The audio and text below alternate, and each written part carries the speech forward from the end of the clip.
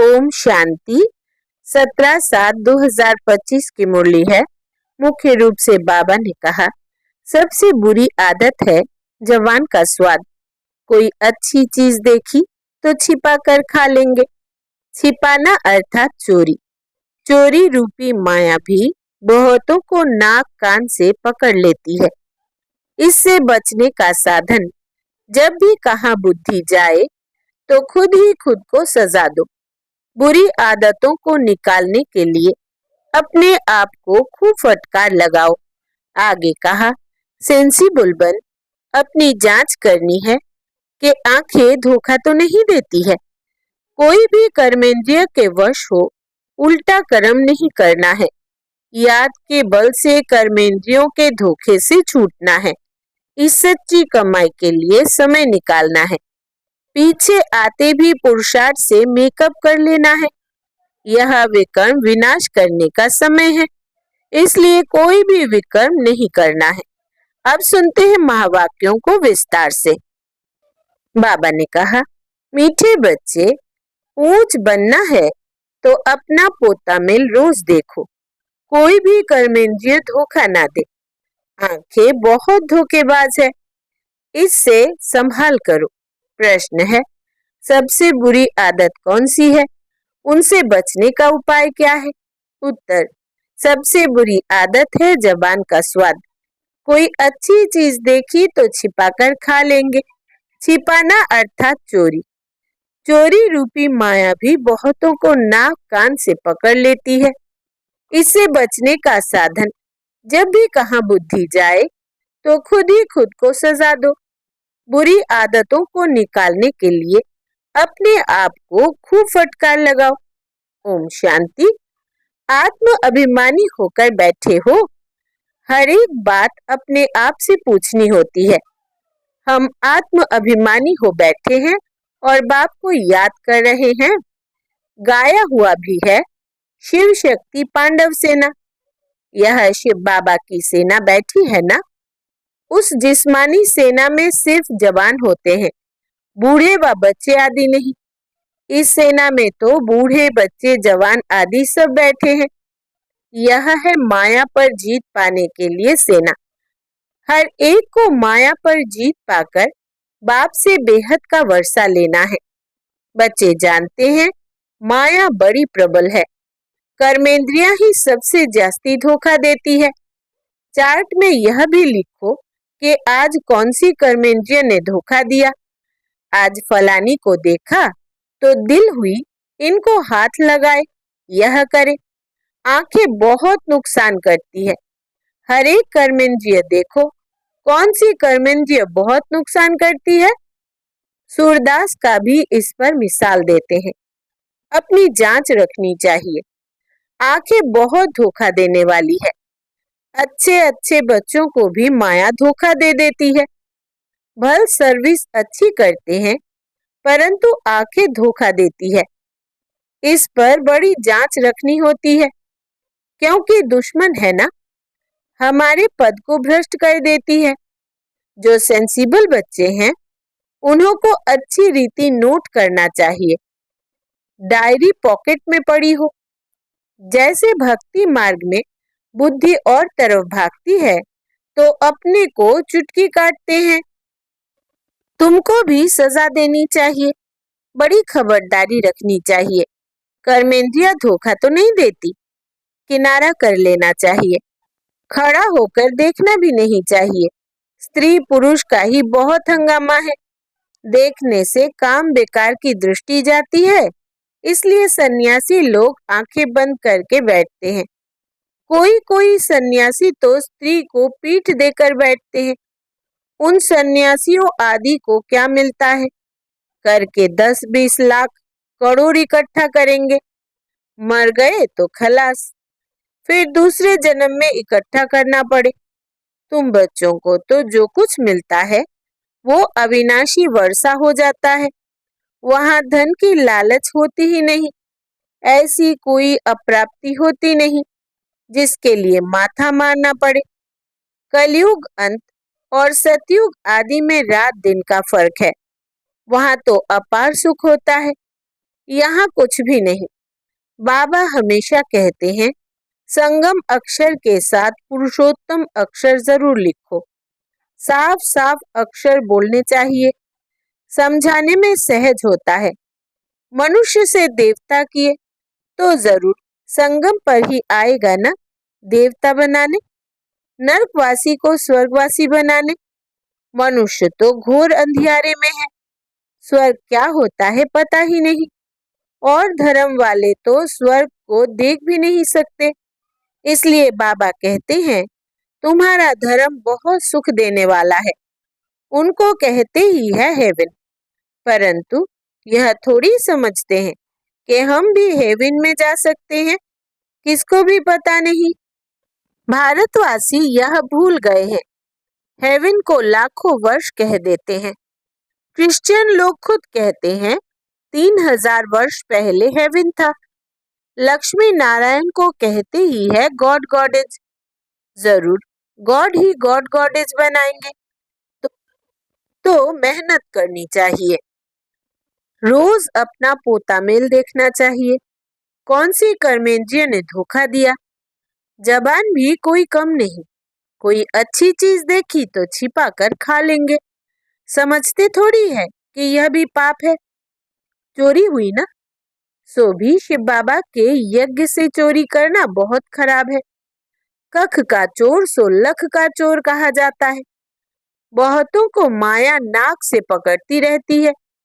यह सब बुरी आदतें निकालनी है, अपने पर फटकार डालनी चाहिए। जब तक बुरी आदतें हैं तब तक ऊंच पद पा नहीं सकेंगे। स्वर्ग में जाना तो बड़ी बात नहीं है, परंतु कहाँ राजा रानी कहाँ प्रजा। तो बाप कहते हैं, कर्मेंद्रियों की बड़ी जांच करनी चाहिए। कौन सी कर्मेंद्रिय धोखा देती है? पोता मेल निकालना चाहिए। व्यापार है ना, बाप समझाते हैं, मेरे से व्यापार करना है, ऊंच पद पाना है तो श्रीमत पर चलो। बाप डायरेक्शन देंगे, उसमें भी माया विघ्न डालेगी, करने नहीं देगी। बाप कहते हैं, यह भूलो मत, गफलत करने से फिर बहुत पछताएंगे, कभी ऊंच पद नहीं पाएंगे। अभी तो खुशी से कहते हैं हम नर से नारायण बनेंगे, परंतु अपने से पूछते रहो, कहाँ कर्मेंद्रिया धोखा तो नहीं देती है। अपनी उन्नति करनी है तो बाप जो डायरेक्शन देते हैं उसे अमल में लाओ। सारे दिन का पोता मेल देखो, भूले तो बहुत होती रहती है। आंखें बड़ा धोखा देती है, तरस पड़ेगा, इनको खिलाऊं, सौगात दूं। अपना बहुत टाइम वेस्ट कर लेते हैं। माला का दाना बनने में बड़ी मेहनत है। 8 रत्न है मुख्य, 9 रत्न कहते हैं। एक तो बाबा, बाकी है 8। बाबा की निशानी तो चाहिए ना। बीच में कोई ग्रहचारी आदि आती है तो 9 रत्न की अंगूठी आदि पहनाते हैं। इतने ढेर पुरुषार्थ करने वालों से 8 निकलते हैं, पास विथ ऑनर्स। 8 रत्नों की बहुत महिमा है। देह अभिमान में आने से कर्मेंद्रियां बहुत धोखा देती है। भक्ति में भी चिंता रहती है ना, सिर पर पाप बहुत है, दान पुण्य करे तो पाप मिट जाए। सतयुग में कोई चिंता की बात नहीं, क्योंकि वहाँ रावण राज्य ही नहीं। वहाँ भी ऐसी बातें हो फिर तो नर्क और स्वर्ग में कुछ फर्क ही न रहे। तुमको इतना ऊंच पद पाने के लिए भगवान बैठ पढ़ाते हैं, बाबा याद नहीं पड़ता है। अच्छा पढ़ाने वाला टीचर तो याद पड़े। अच्छा भला यह याद करो कि हमारा एक ही बाबा सदगुरु है। मनुष्यों ने आसुरी मत पर बाप का कितना तिरस्कार किया है। बाप अब सब पर उपकार करते हैं, तुम बच्चों को भी उपकार करना चाहिए। किसी पर भी अपकार नहीं, कुदृष्टि भी नहीं, अपना ही नुकसान करते हैं। वो वाइब्रेशन फिर दूसरों पर भी असर करता है। बाप कहते हैं, बहुत बड़ी मंजिल है, रोज अपना पोता मेल देखो, कोई विक्रम तो नहीं बनाया। यह है ही विक्रमी दुनिया, विक्रमी संबत। विक्रमाजीत देवताओं के संबत का कोई को पता नहीं। बाप समझाते हैं, विक्रमाजीत संबत को 5000 वर्ष हुए, फिर बाद में विक्रम संबत शुरू होता है। राजा भी विक्रम ही करते रहते हैं। तब बाप कहते हैं, कर्म अकर्म विक्रम की गति मैं तुमको समझाता हूँ। रावण राज्य में तुम्हारे कर्म विक्रम बन जाते हैं। सतयुग में कर्म अकर्म होते हैं, विक्रम बनता नहीं, वहां विकार का नाम ही नहीं। यह ज्ञान का तीसरा नेत्र अभी तुमको मिला है। अभी तुम बच्चे बाप के द्वारा त्रिनेत्री त्रिकालदर्शी बने हो। मनुष्य कोई बना न सके, तुमको बनाने वाला है बाप। पहले जब आस्तिक हो तब त्रिनेत्री त्रिकालदर्शी बने। सारा ड्रामा का राज बुद्धि में है। मूल वतन, सूक्ष्म वतन, 84 का चक्र सब बुद्धि में है। फिर पीछे और धर्म आते हैं, वृद्धि को पाते रहते हैं। उन धर्म स्थापकों को गुरु नहीं कहेंगे। सर्व की सद्गति करने वाला सद्गुरु एक ही है। बाकी वो कोई सद्गति करने थोड़ी आते हैं, वो धर्म स्थापक है।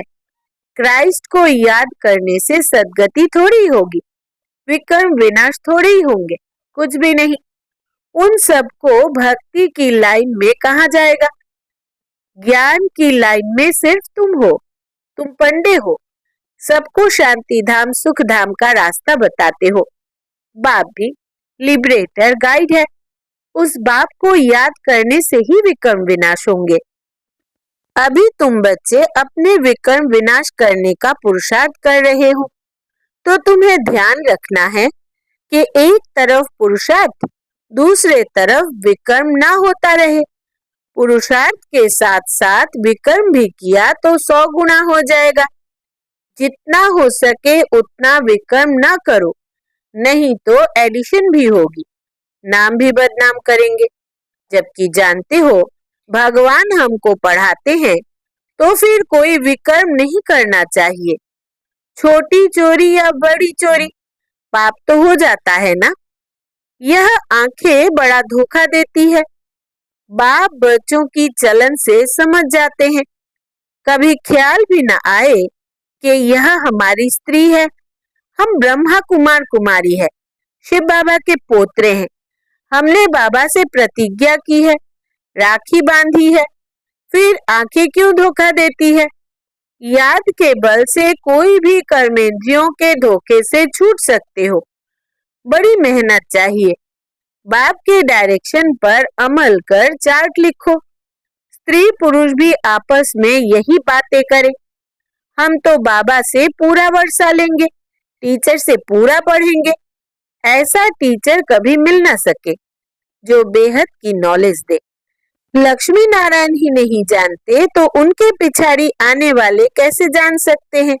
बाप कहते हैं, यह सृष्टि के आदि मध्य अंत का ज्ञान सिर्फ तुम जानते हो संगम पर। बाबा बहुत समझाते हैं, यह करो ऐसे करो, फिर यहाँ से उठे तो खलास। यह नहीं समझते कि शिव बाबा हमको कहते हैं। हमेशा समझो शिव बाबा कहते हैं। इनका फोटो भी नहीं रखो। यह रथ तो लोन लिया है, यह भी पुरुषार्थी है। यह भी कहते हैं, मैं बाबा से वर्षा ले रहा हूँ। तुम्हारे सदृश यह भी स्टूडेंट लाइफ में है। आगे चल तुम्हारी महिमा होगी। अभी तो तुम पूज्य देवता बनने के लिए पढ़ते हो, फिर सतयुग में तुम देवता बनेंगे। यह सब बातें सिवाय बाप के कोई समझा न सके। तकदीर में नहीं है तो संशय उठता है, शिव बाबा कैसे आकर पढ़ाएंगे। मैं नहीं मानता। मानते नहीं तो फिर शिव बाबा को याद भी कैसे करेंगे। विक्रम विनाश हो नहीं सकेंगे। यह सारी नंबरवार राजधानी स्थापन हो रही है। दास दासियां भी तो चाहिए ना। राजाओं को दासियां भी दहेज में मिलती है। यहाँ ही इतनी दासियां देखते हैं तो सतयुग में कितनी होंगी। ऐसा थोड़े ही ढीला पुरुषार्थ करना चाहिए जो दास दासी जाकर बने। बाबा से पूछ सकते हो, बाबा अभी मर जाए तो क्या पद पाएंगे। बाबा झट बता देंगे। अपना पोता मिल आप ही देखो। अंत में नंबरवार कर्मातीत अवस्था हो जानी है। यह है सच्ची कमाई। उस कमाई में रात दिन कितना बिजी रहते हैं। सट्टे वाले जो होते हैं वो एक हाथ से खाना खाते हैं, दूसरे हाथ से फोन पर कारोबार चलाते रहते हैं। अब बताओ, ऐसे आदमी ज्ञान में चल सकेंगे? कहते हैं हमको फुर्सत कहाँ। अरे, सच्ची राजाई मिलती है। बाप को सिर्फ याद करो तो विकर्म विनाश होंगे। अष्ट देवता आदि को भी याद करते हैं ना। उनकी याद से तो कुछ भी मिलता नहीं। बाबा बार बार हर एक बात पर समझाते रहते हैं। जो फिर ऐसे कोई ना कहे कि फलानी बात पर तो समझाया नहीं। तुम बच्चों को पैगाम भी सबको देना है। एरोप्लेन से भी पर्चा गिराने लिए कोशिश करनी चाहिए। उसमें लिखो, शिव बाबा ऐसे कहते हैं। ब्रह्मा भी शिव बाबा का बच्चा है। प्रजापिता है तो वहां भी बाप, यह भी बाप। शिव बाबा कहने से भी बहुत बच्चों को प्रेम के आंसू आ जाते हैं। कभी देखा भी नहीं है। लिखते हैं, बाबा कब आकर आपसे मिलेंगे। बाबा बंधन से छुड़ाओ। बहुतों को बाबा का, फिर प्रिंस का भी साक्षात्कार होता है। आगे चल बहुतों को साक्षात्कार होंगे, फिर भी पुरुषार्थ तो करना पड़े। मनुष्यों को मरने समय भी कहते हैं भगवान को याद करो। तुम भी देखेंगे पिछाड़ी में खूब पुरुषार्थ करेंगे, याद करने लगेंगे। बाप राय देते हैं, बच्चे जो समय मिले उसमें पुरुषार्थ कर मेकअप कर लो। बाप की याद में रहे विकर्म विनाश करो तो पीछे आते भी आगे जा सकते हो। जैसे ट्रेन लेट होती है तो मेकअप कर लेते हैं ना। तुमको भी यहाँ समय मिलता है तो मेकअप कर लो, यहाँ आकर कमाई करने लग जाओ। बाबा राय भी देते हैं, ऐसे ऐसे करो, अपना कल्याण करो, बाप की श्रीमत पर चलो। एरोप्लेन से पर्चा गिराओ। जो मनुष्य समझे कि यह तो बरोबर ठीक पैगाम देते रहते हैं। भारत कितना बड़ा है, सबको मालूम पड़ना चाहिए। जो फिर ऐसे ना कहे कि बाबा हमको तो पता ही नहीं पड़ा। अच्छा, मीठे मीठे सिकिलधे बच्चों प्रति माता पिता बाप दादा का याद प्यार और गुड मॉर्निंग। रूहानी बाप की रूहानी बच्चों को नमस्ते। हम रूहानी बच्चों की रूहानी बाप दादा को याद प्यार, गुड मॉर्निंग और नमस्ते बाबा नमस्ते। धारणा के लिए मुख्य सार, पहला, सेंसिबल बन। अपनी जांच करनी है कि आंखें धोखा तो नहीं देती है। कोई भी कर्मेंद्रिय के वश हो उल्टा कर्म नहीं करना है। याद के बल से कर्मेंद्रियों के धोखे से छूटना है। दूसरा, इस सच्ची कमाई के लिए समय निकालना है। पीछे आते भी पुरुषार्थ से मेकअप कर लेना है। यह विकर्म विनाश करने का समय है, इसलिए कोई भी विकर्म नहीं करना है। वरदान है आज का, बालक सो मालिक के पाठ द्वारा निरहंकारी और निराकारी भव। विस्तार है, बालक बनना अर्थात हद के जीवन का परिवर्तन होना। कोई कितने भी बड़े देश का मालिक हो, धन व परिवार का मालिक हो, लेकिन बाप के आगे सब बालक है। तुम ब्राह्मण बच्चे भी बालक बनते हो तो बेफिक्र बादशाह और भविष्य में विश्व के मालिक बनते हो। बालक सो मालिक हो, यह स्मृति सदा निरहंकारी निराकारी स्थिति का अनुभव कराती है। बालक अर्थात बच्चा बनना माना, माया से बच जाना। स्लोगन है, प्रसन्नता ही ब्राह्मण जीवन की पर्सनालिटी है, तो सदा प्रसन्न चित्त रहो। प्रसन्नता ही ब्राह्मण जीवन की पर्सनालिटी है, तो सदा प्रसन्न चित्त रहो। अव्यक्त इशारे, संकल्पों की शक्ति जमा कर श्रेष्ठ सेवा के निमित्त बनो। जो कार्य आज के अनेक पदमपति नहीं कर सकते हैं, वो आपका एक संकल्प आत्मा को पद्मा पदमपति बना सकता है। इसलिए श्रेष्ठ संकल्प की शक्ति जमा करो। श्रेष्ठ संकल्प की शक्ति को ऐसा स्वच्छ बनाओ जो जरा भी व्यर्थ की अस्वच्छता भी ना हो, तब यह शक्ति कमाल के कार्य करेगी। अच्छा, ओम शांति।